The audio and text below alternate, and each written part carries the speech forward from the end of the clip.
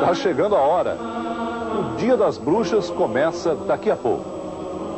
Fique tranquilo. Nossos bruxos e magos não são do mal. A bruxaria agora virou comércio.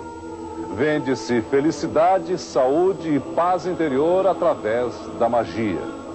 Mas no fundo da alma permanece o fascínio pelo mistério das bruxas. Um segredo que vem de longe. A peste, o caos, o medo, o culpado. O leproso, o judeu, o muçulmano, o estrangeiro. O doente, o deficiente, o diferente, o feio, o atraente, o proibido. O coxo, o torto, o outro, o bicho, o bode expiatório. A bruxa.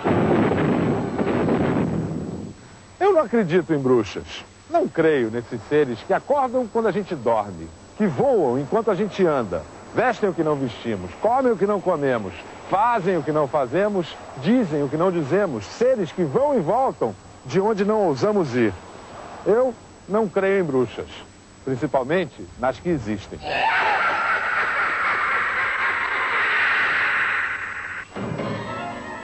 Reza a lenda, e a história não confirma nem desmente, que aqui a magia chegou ao ponto mais alto.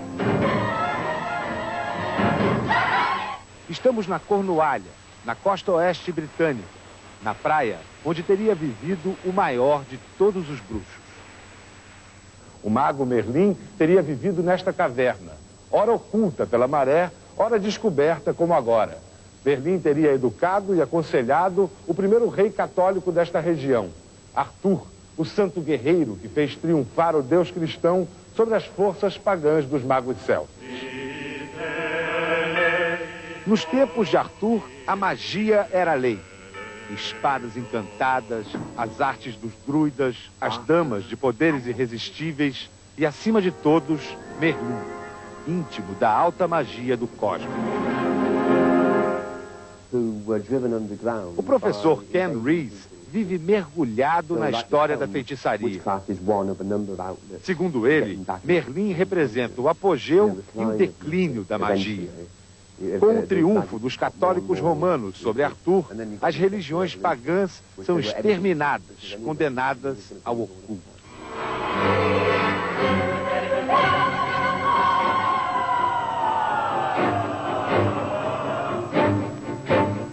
O que chamamos hoje de bruxaria vem dos rituais de fertilidade do mundo pagão, tributos a uma deusa que faz as coisas crescerem e se multiplicarem.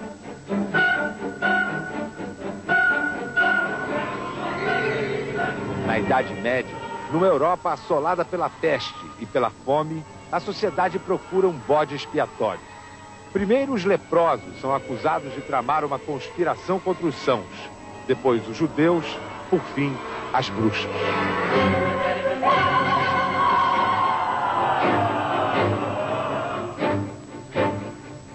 Foram os caçadores de bruxas que inventaram as bruxas. Graças à tortura indiscriminada, os juízes e inquisidores conseguiram arrancar as confissões mais horrendas das mulheres acusadas. Por isso, todas as histórias de voos noturnos, de sacrifícios de recém-nascidos, transmutação em animais e canibalismo não passavam, na verdade, de expressões das obsessões e fantasias dos próprios cristãos. No continente europeu eram queimadas pela Inquisição. Na Inglaterra, as bruxas eram enforcadas pela lei civil. Ken Rees conta também que para descobrir se uma mulher era ou não uma bruxa, a colocavam dentro d'água. Se boiasse ou nadasse, era culpada. Se afundasse, era inocente, mas aí já estava morta mesmo. Só na década de 50, a bruxaria deixa de ser crime na Grã-Bretanha. Com o hipismo, o feminismo e o ecologismo, as bruxas atacam novamente. Judge of gods and men, who now departs to the land of youth, through the gates of death.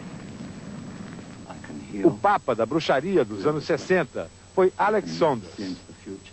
Ele era bom de feitiço e marketing. Há 20 anos, uma loura Beelzebub era a estrela dos rituais de Alex Saunders. Hoje, Maxine, a viúva de Saunders, é profissional da bruxaria. Atende de advogados a apaixonados. Maxine Saunders nos conta que, em plenos anos 60, foi apedrejada nas ruas por participar de rituais pagãos. Na iniciação, o aprendiz de feiticeiro deve vencer o medo da dor, enfrentar o fogo.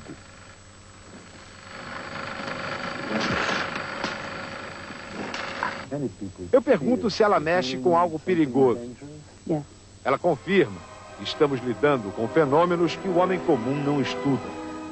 E que poderes tem? Nenhum, ela responde. Tenho conhecimento. Fogo, terra, água, ar e o espírito. Com estes 5 elementos e uma corda, a bruxa Maxine faz os seus feitiços. Amarra cuidadosamente desejo e encanto num nó e... Nas histórias infantis, as bruxas sempre morrem no final.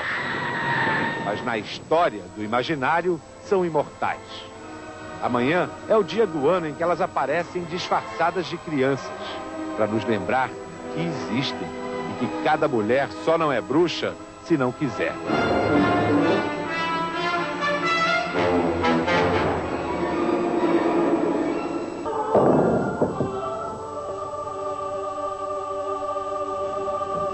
Neste conjunto de salas do bairro da Tijuca, na zona norte do Rio, funciona uma espécie de clínica esotérica. Aqui, as pessoas encontram sempre algum tipo de orientação espiritual para as suas dificuldades. Os vikings, o povo do mar, os reis da navegação nos legaram as runas. Neste oráculo podem ser encontradas respostas para todos os problemas. A museóloga Celina Bibiano se apaixonou tanto pelas runas que passou até a fabricar e a ensinar como ler as pedras desse alfabeto mágico. Eu me avalio antes e depois das runas, né?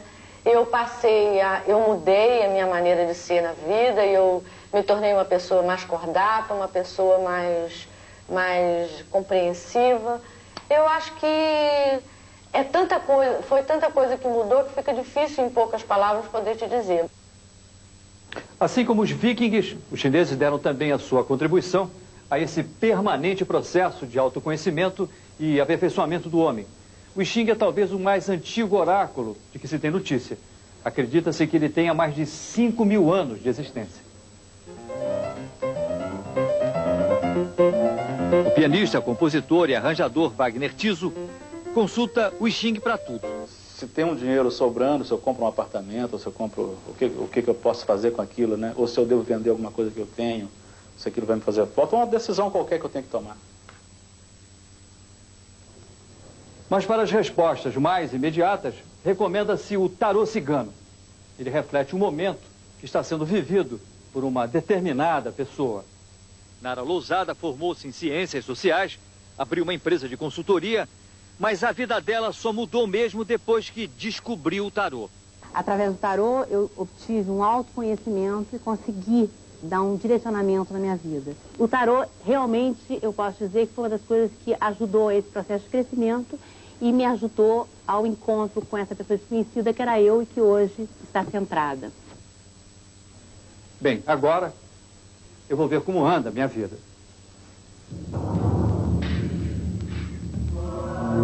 As linhas da mão direita estão sempre mudando. Esta aqui é a linha do coração, aquela que revela os segredos do amor.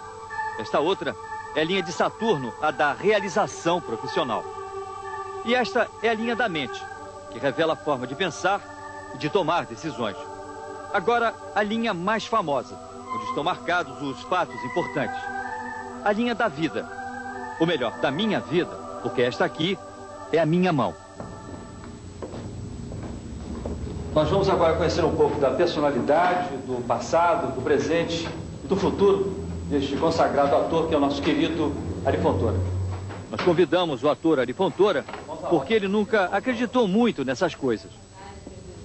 Você é uma pessoa, por natureza, extremamente emotivo, tá? Você analisa uma situação, mas você segue sempre, no final das contas, o coração, tá? Onde foi que você viu isso aí? essa emotividade?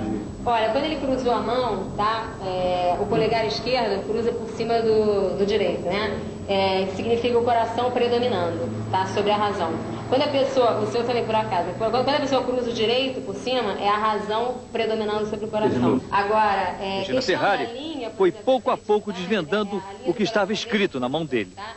Ele tem a mão que a gente chama quadrada, tá? Uma pessoa prática, realista, objetiva, e é uma mão mais curta, tá? Então é uma pessoa rápida para tomar decisões, não tem muita paciência para coisas demoradas. Mas ela fez uma revelação que surpreendeu o até então incrédulo Ari Fontoura. Ele veio para ter um estilo de vida em que era muito reprimido. E ele optou por um outro estilo de vida, tá? Que predominou aqui na mão direita. Por exemplo, seria um tipo de vida que ele renunciou e seguiu outro. Nesse primeiro tipo de vida, né, estilo de vida, você tentou se libertar das coisas que te prendiam com aproximadamente 19 anos. Mas com 26 aproximadamente é que você se soltou totalmente. Agora, o importante de tudo isso não é que tenha acontecido nada disso, que ela tenha visto aqui. Me parece mais importante a data, que foi absolutamente correta. 19 anos, 26. E os 26 anos. Também está muito certo isso.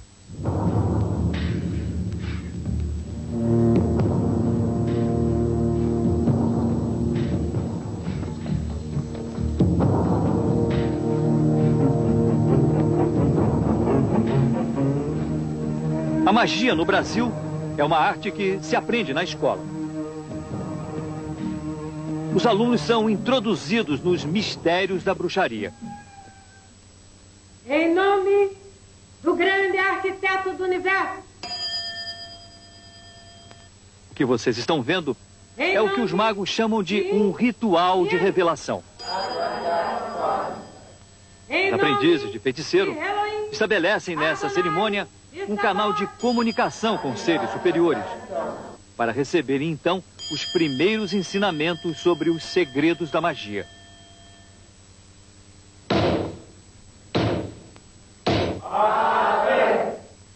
Se apresente para a deitada de revelações. Essa mulher, com a cabeça coberta por um capuz, é colocada sobre a tábua da revelação. Ela poderá ficar assim, deitada, durante cerca de 5 horas. À sua volta, os mestres e os alunos utilizam as mãos e as espadas para transmitir energia à aluna que está procurando entrar em sintonia com o divino. Paz, saúde, prosperidade. Nessa minha deitada, essa é a minha terceira deitada, eu tive revelações interiores, né? Eu tive contato com meu santo anjo guardião, eu tive revelações de símbolos, ouço vozes, e isso é um caminho interior, né? É um caminho de luz, é um caminho de reencontro, né?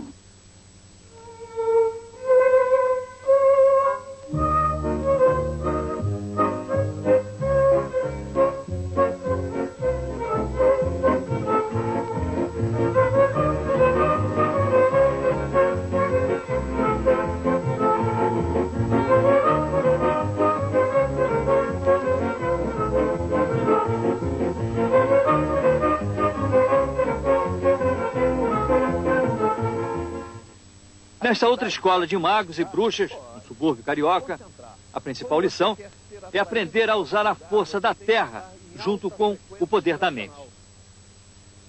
E nesse momento, você é todo luz.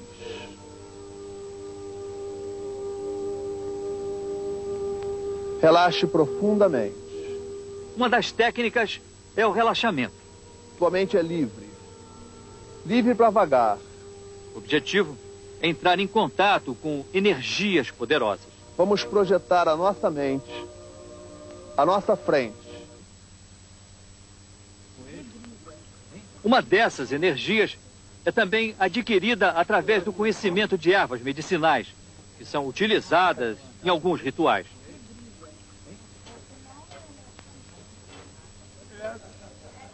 Uma das lições mais importantes dessa escola é conhecer também a magia do tarô cigano.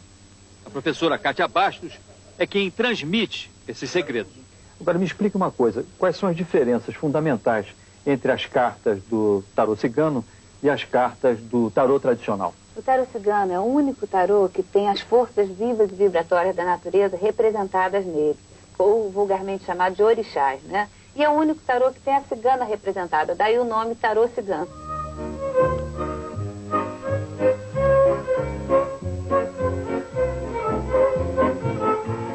Nós, através da fogueira, consumimos o karma, consumimos tudo aquilo que há de negatividade no interior do ser humano.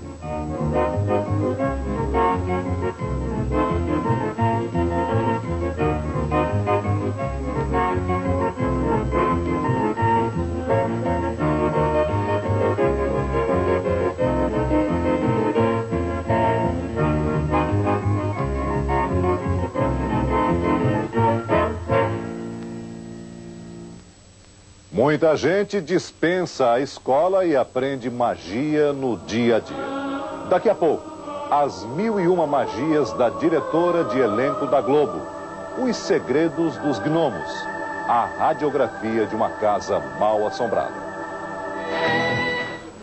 Esses pêndulos, que parecem mais um brinquedo de criança, são capazes de revelar a presença de energias negativas e positivas em objetos e no corpo humano. Esse fenômeno é conhecido como radiestesia. Esta casa tem uma energia estranha. Depois que a proprietária morreu, o ambiente ficou muito carregado. O professor Charbel é uma espécie de caça-fantasmas. E o que nós vamos fazer aqui nessa casa é uma medição radiestésica, que detecta as vibrações negativas e positivas que existem num determinado lugar. Logo na entrada, ele sentiu uma forte vibração.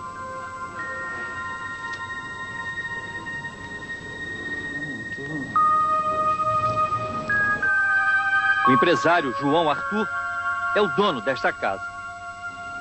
O professor Charbel empregou várias técnicas para descobrir a energia negativa que envolvia esta casa. Primeiro, utilizou uma forquilha de metal. Ela começou logo a girar, indicando que havia alguma coisa estranha neste lugar.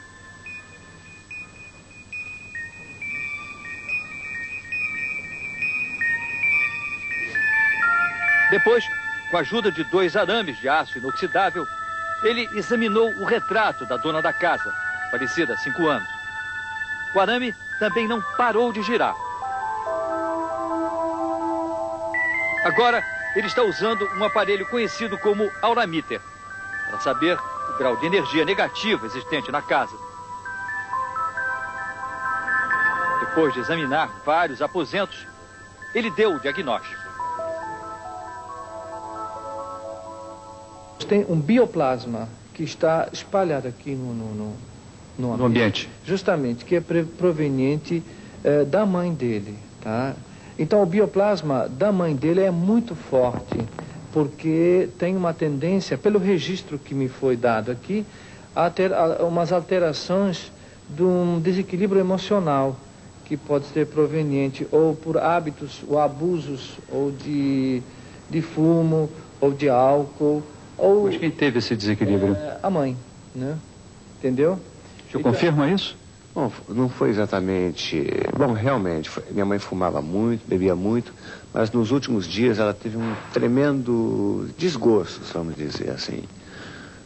Alguns dias depois ela morreu. Como dizem os grandes cientistas, que a matéria tem um espírito, mas a matéria tem a memória. E isso na física, tanto quântica, etc., nós sabemos que as paredes, as roupas, os objetos que estão aqui têm memória. Especialmente eu vejo aqui a presença enorme da mãe dele. Água, vinagre, enxofre e açúcar. Esta é a receita do professor Charbel para limpar este lugar.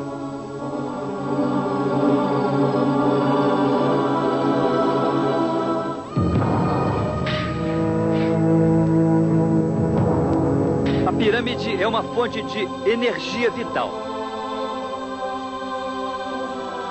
Ela é usada aqui em Curitiba para relaxar as pessoas que vão ser submetidas a uma espécie de ritual de energização.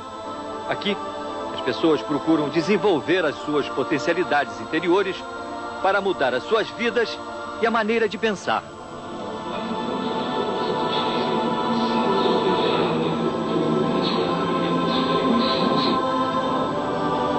O relaxamento se completa nesta sala, onde as pessoas de qualquer religião são energizadas através da imposição de mãos. Esta outra pirâmide é a principal atração da Sala da Guta, a diretora de elenco da TV Globo. Os atores, antes de cada gravação, passam sempre por aqui para receberem, segundo eles, um pouco da energia positiva que este lugar irradia. A minha pirâmide, por exemplo, aqui na Globo eu tenho um frasco com água ali que eu ponho a pirâmide em cima, e para você botar uma pirâmide no lugar certo tem que ser através da bússola. A bússola mostra o norte e você põe uma base, a base da pirâmide, um lado da base virada para o norte. A água da minha sala é completamente energizada. O pessoal não vai gravar sem sair da minha sala com um copo de água tomado. Não, vim tomar meu remedinho hoje. É divina. A aguinha da Guta, Meirelles? Eu não uso nada, eu uso a Guta, né? Porque toda vez que eu tenho uma dor de cabeça, que eu tenho um mal-estar, eu venho aqui. É a Guta que resolve todos esses problemas, né? Em casa, no quarto dela, Guta tem mais uma pirâmide que usa há 8 anos para fazer meditação. Ela fica de maneira que o raio dela age de tal maneira que a casa toda é energizada. E é embaixo dela que eu faço a meditação, todos os dias. Os gnomos são outra fonte de energia. No Jardim da Guta mora uma família de gnomos com quase tudo. Esses são os cálices que eu boto a comidinha para eles lá dentro, o leite, com mel, os cereais. E converso com eles de vez em quando também, viu, Domingos? E eles botam os cogumelos no meu jardim, nos meus vasos, quando eles estão muito contentes. Você já viu algum gnomo aqui na sua casa? Mas eu tenho muita vontade de ver. Se eu vir um dia, vou chamar vocês para vir para cá. E o meu sonho é esse, Domingos. Eu quero ver um gnomo. A Marilda já viu uma família de gnomo no meu quintal. Eu queria ver um, me bastava.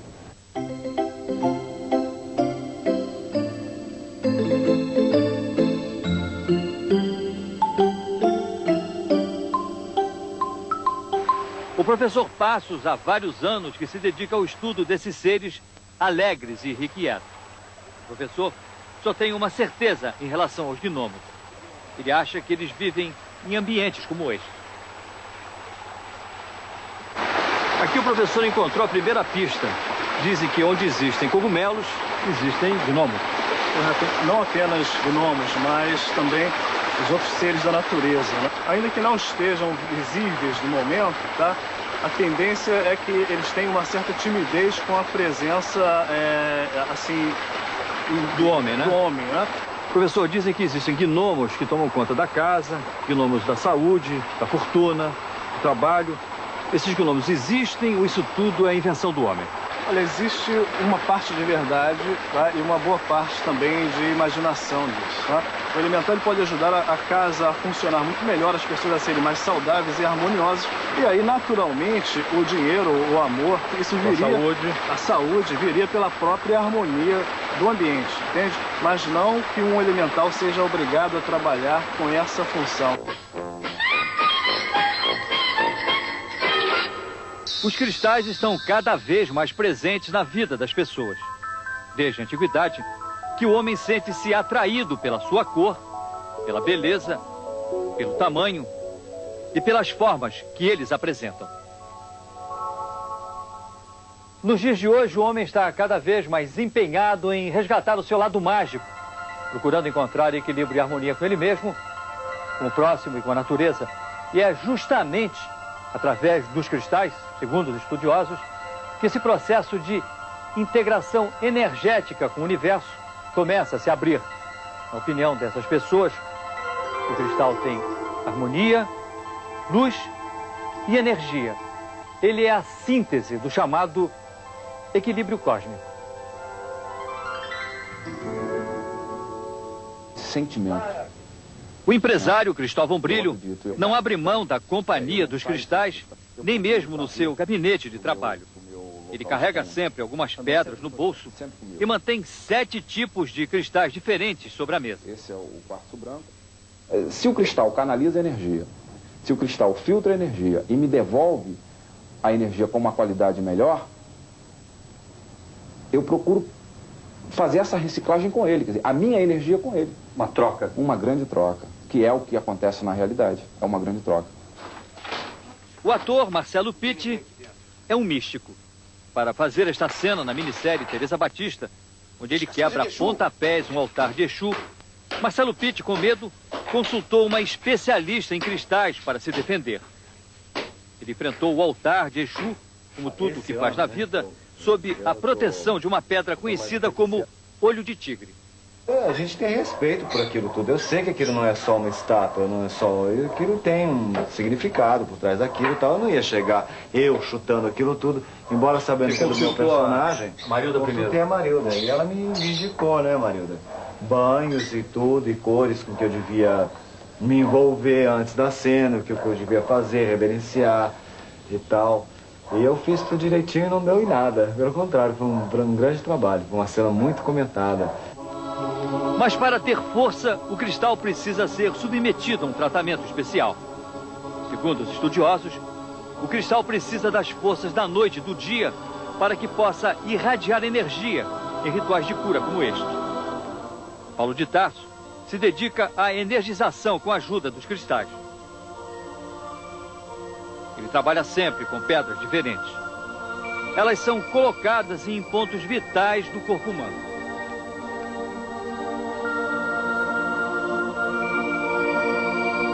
Aqui nós criamos um campo eletromagnético em que ocorre um alto manancial de concentração de energias e forças que são liberadas em direção aos pacientes. A professora de biologia, Marilda Bourbon, é catedrática em cristais. Ela acha que não se deve usar qualquer tipo de pedra, porque cada cristal tem as suas propriedades específicas.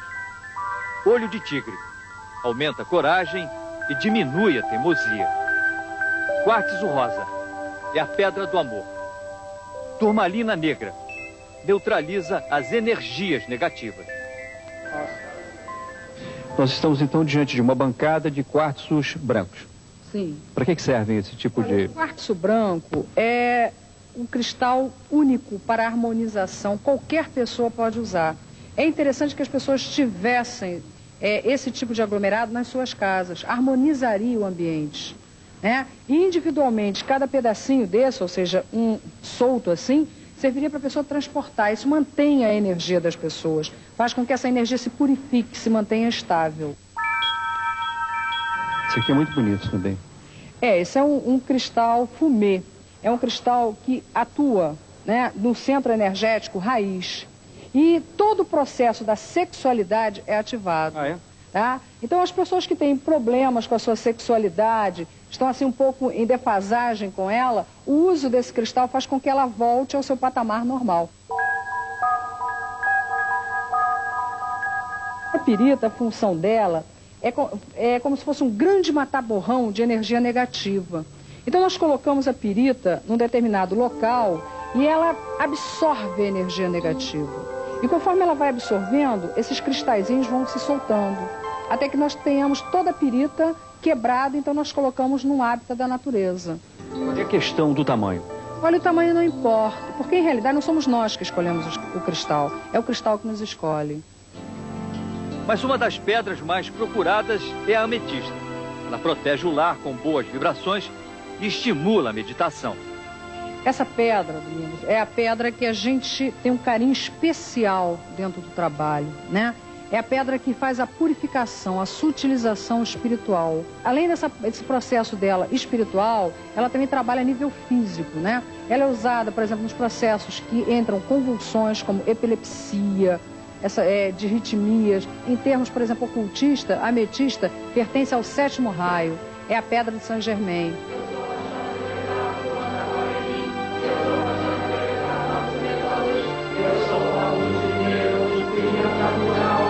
Para Saint-Germain, mestre alquimista, corrigir imperfeições em pedras preciosas era muito fácil. Transmutar metais em ouro também não era nada demais para ele. Saint-Germain é hoje conhecido como a chama violeta, o poder de transformação pelo verbo. Seus seguidores acreditam na força da palavra como instrumento de autoconhecimento do homem.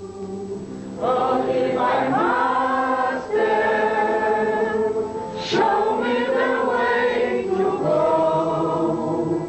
Life's only purpose I que mudou em você?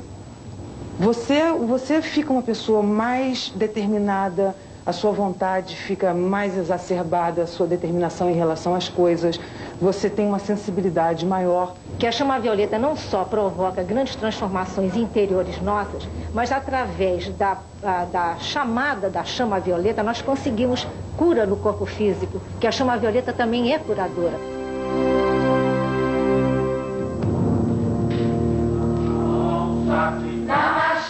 Yam, yam, yam, yam. Vamos procurar agora fazer um som para combater a timidez. Os mantras surgiram na Índia numa época em que não havia instrumentos musicais. O mantra é uma forma de energia. É a palavra com poder. Um mantra tem poder sobre a matéria, tem poder sobre a mente e tem poder sobre as nossas emoções.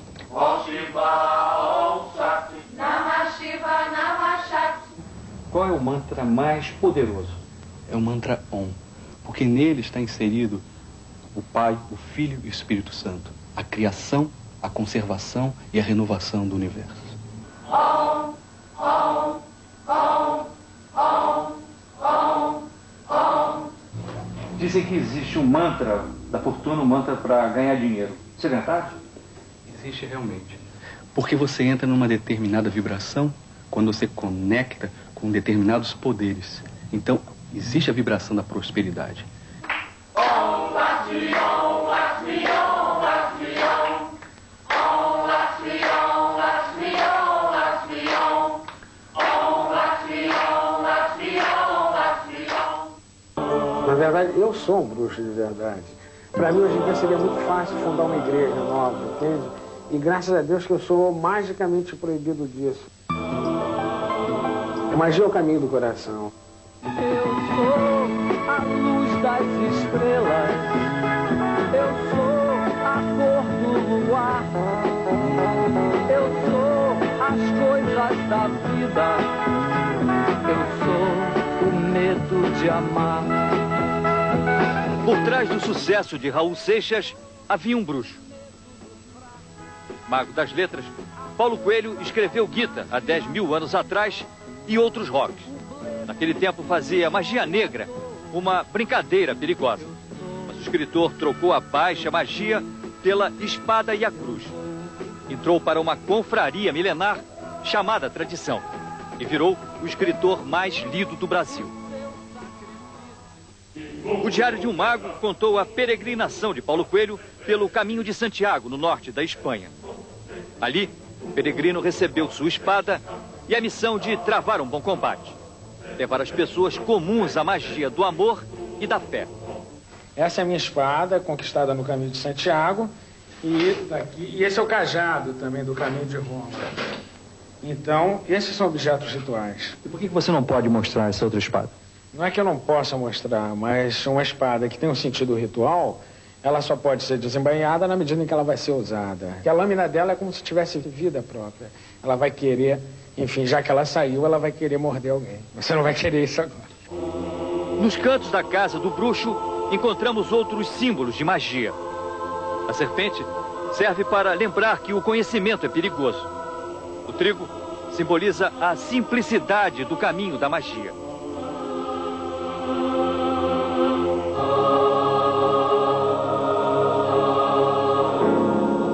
As pessoas tentam muitas vezes sofisticar esse processo, mas o processo de busca, o processo de encontro espiritual, ele é tão simples como é a nossa simplicidade de vida. Por isso que eu faço questão de me comportar da maneira mais, vamos dizer, mais despojada possível, ter o meu conforto, viver a minha vida sem mistificar. No canto mais mágico da casa, onde Paulo Coelho faz seus rituais, a imagem de um anjo.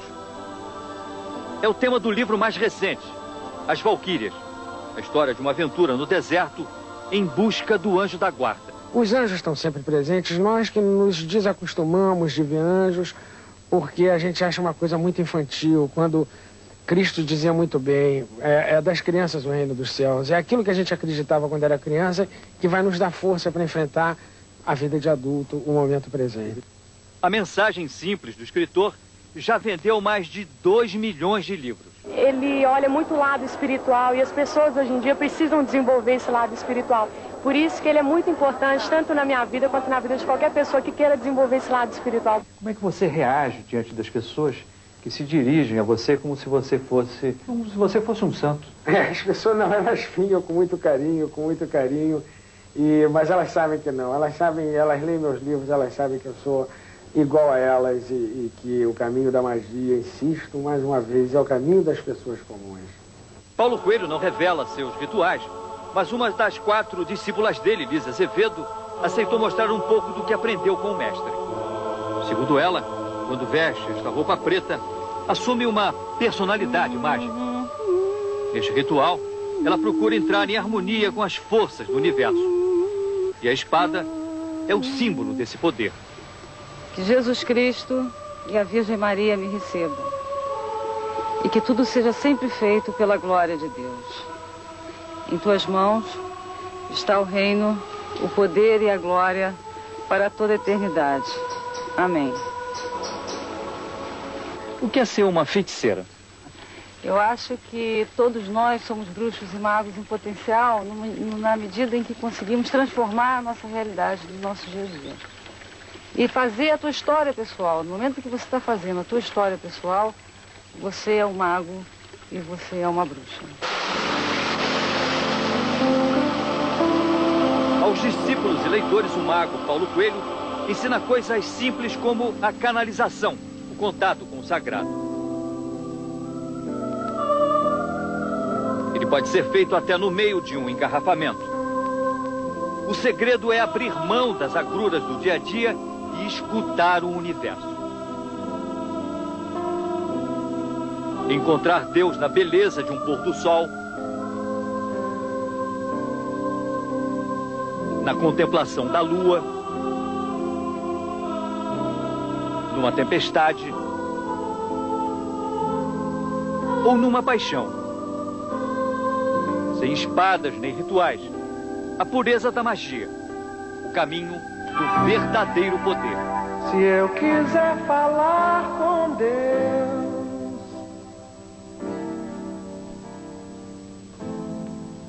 tenho que ficar a sós.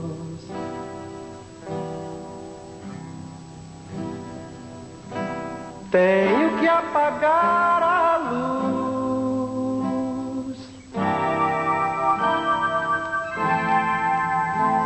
Tenho que calar a voz. Nós não acreditamos em bruxas, mas que elas existem? Existem sim. Bônus.